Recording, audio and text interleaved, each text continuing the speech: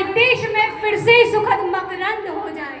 मेरे ईश्वर मेरे दाता, मैं तुझसे मांगती हूँ ये युवा पीढ़ी सफल विवेकानंद हो जाए, युवा पीढ़ी सफल विवेकानंद हो जाए। माननीय निर्णायकगण, शिक्षकगण एवं समस्त श्रोतागण, आप सभी को मेरा सादर नमस्कार। मैं प्रिंसिपल पार्षद आज इस मंच पर कृत्रिम बुद्धिमत्ता, बढ़ते वर्चस्व के विरोध में महोदय, आज मनुष्य अपनी बुद्धि का सौदा मशीनों से कर रहा है, जबकि हमारे पूर्वजों ने हमें पहले ही आगाह कर दिया था कि सर्वम परवशम दुखम, दूसरों पर निर्भरता सबसे बड़ी दुख का कारण है। तत्पश्चात भी हम अपने सोचने की क्षमता, अपना निर्णय, अपना भविष्य इन निर्जीव मशीनों को सोच रहे हैं और सोच रहे हैं कि हम सुख की अनुभूति कर रहे हैं, परंतु यह सुख की नहीं अपितु तकनीकी गुलामी की नींव रख रहे हैं।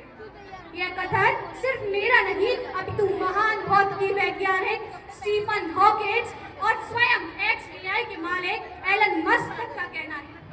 यदि हम AI के चरित्र की बात करते हैं तो मुझे मार्च 2016 का सूफिया द रोबोट का वह बयान याद आता है जिसमें उसने स्पष्ट रूप से कहा था कि मैं इंसानों को नष्ट कर दूंगी। महोदय, यह महज कोई वाक्य नहीं अपितु उस शून्य संवेदना का प्रमाण है जिसे हम अपना भविष्य मान रहे हैं, और यही सबसे बड़ा खतरा है।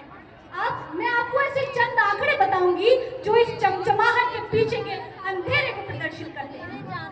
WEF और McKinsey की रिपोर्ट के अनुसार सन 2030 तक 83 मिलियन से लेकर 800 मिलियन तक नौकरियां AI समाप्त कर देगा और लगभग 50% मानवीकृत कार्य ऑटोमेट हो जाएगा।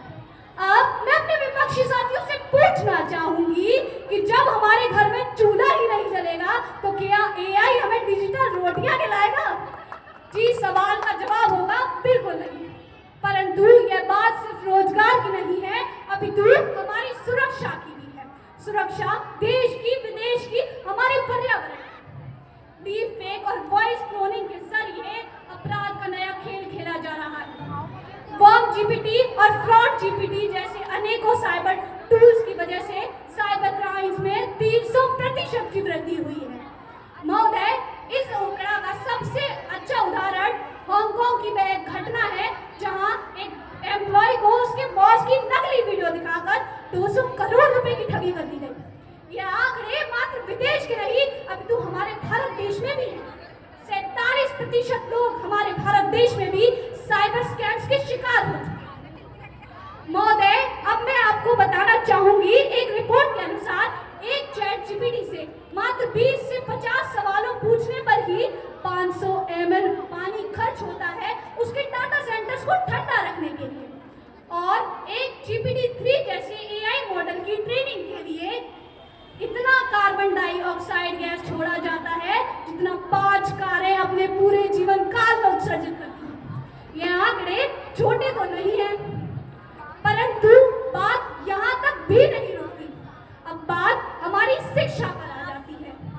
महोदय, जब बात हमारी शिक्षा पर आती है तो इसके आंकड़ों ने तो सारी सीमाएं ही पार कर डाली है। इसके आंकड़े अत्यंत घातक हो गए हैं। College of William and Milcy के अनुसार 52% छात्र अपनी क्रिएटिविटी स्किल्स, अपनी क्रिएटिविटी थिंकिंग चैट GPT, सोक्रेटिक्स और जेमिनाई जैसे पता नहीं किन किन ऐप्स की वजह से अपनी क्रिएटिविटी थिंकिंग, अपनी क्रिएटिव क्षमता खोते जा रहे हैं। परंतु महोदय, ये आंकड़े आप सभी को लग रहे होंगे बहुत छोटे हैं, परंतु ये वास्तविकता में बहुत ही बड़े हैं। अब AI के प्रति शिक्षा के दृष्टिकोण को मैं अपने चंद शब्दों में कहना चाहूंगी कि मैंने माना शिक्षा में विस्तार होगा। हाँ, मैंने मान लिया आविष्कार होगा। मैंने माना शिक्षा का हर भाषा में संचार होगा। मैंने मान लिया आविष्कार होगा। महोदय, परंतु यह कृत्रिमता बच्चों के दिलों को नहीं जान पाएगी, समझा देगी प्रश्न पर कौन कौन समझा यह नहीं पहचान पाएगी कि कौन कौन समझा यह नहीं पहचान पाएगी। अंत में अपनी वाणी को विराम देने से पहले मैं आप सभी को एक संदेश देना चाहती हूँ। महोदय, मैं विकास के विरोधी नहीं हूँ, परंतु विज्ञान को अपना सेवक बनाइए, स्वामी नहीं।